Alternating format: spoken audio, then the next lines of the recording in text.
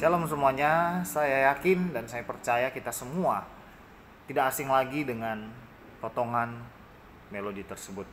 Ya, melodi dari sebuah lagu yang dinyanyikan oleh tim NDC Worship yang berjudul Waktu Tuhan. Sangat-sangat memberkati saya secara pribadi, dan saya percaya kita juga yang mendengarkan lagu tersebut sangat diberkati.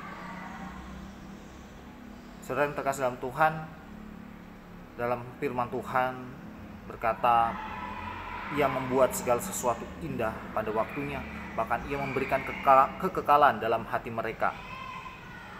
Tetapi manusia tidak dapat menyelami pekerjaan yang dilakukan Allah dari awal sampai akhir.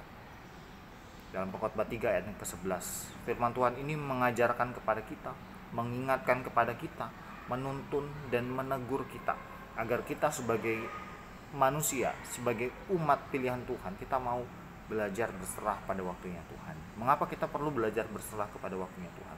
Ada dua hal yang dapat kita renungkan. Yang pertama, karena Allah akan mengerjakan yang terbaik bagi kita pada waktu yang tepat. Apa yang Allah kerjakan dalam diri kita manusia selalu tepat pada waktunya. Bukan hanya indah tetapi tepat. Ya. Tepat pada waktunya ini juga menunjukkan betapa indahnya semua yang Allah kerjakan bagi kita.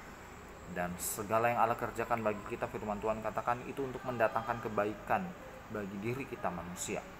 Oleh sebab itu, kita wajib dan harus percaya kepada waktu Tuhan yang terbaik.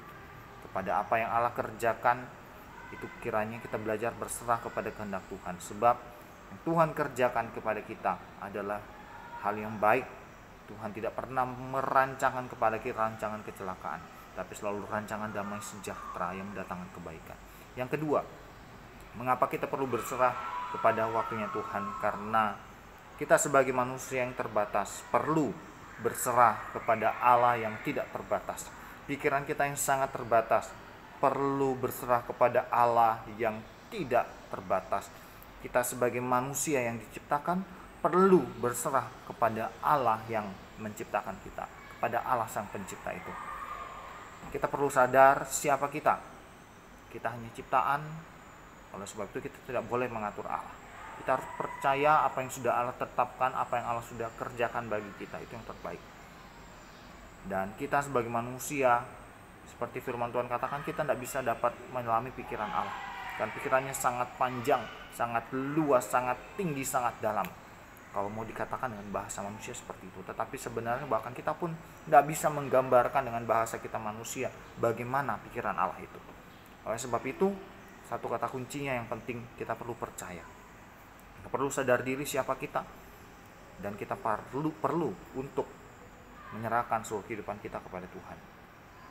Mungkin dalam pergumulan kita sebagai orang tua, sebagai anak-anak, masih sekolah, yang sudah bekerja, sebagai kalangan profesional dengan setiap profesinya masing-masing.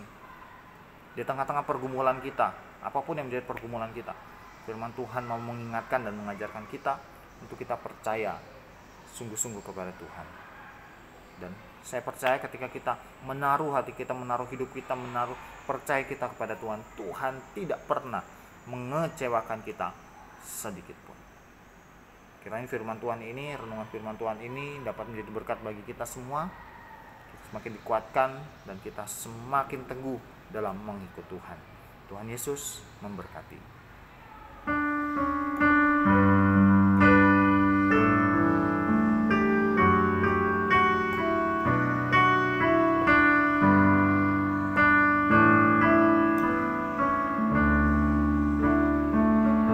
Bila kau izinkan sesuatu terjadi,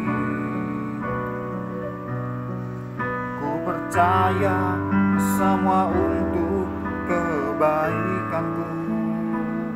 Bila nanti telah tiba waktumu, ku percaya kuasa-Mu memulihkan hidupku. Waktu Tuhan pasti yang terbaik, walau kadang tak mudah dimengerti.